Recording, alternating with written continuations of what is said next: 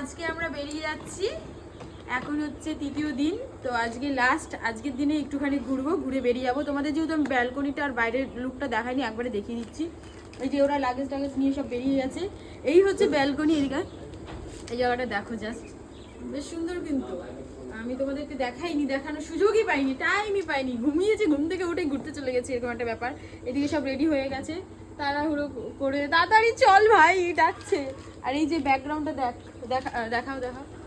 আর দেখো রুমগুলো পাশের, আমরা সব নিচের দিকে নেমে যাই আস্তে আস্তে করে। এই আয় নিচের দিকে নেমে যাই আস্তে আস্তে করে, নাহলে লেট হয়ে যাচ্ছে।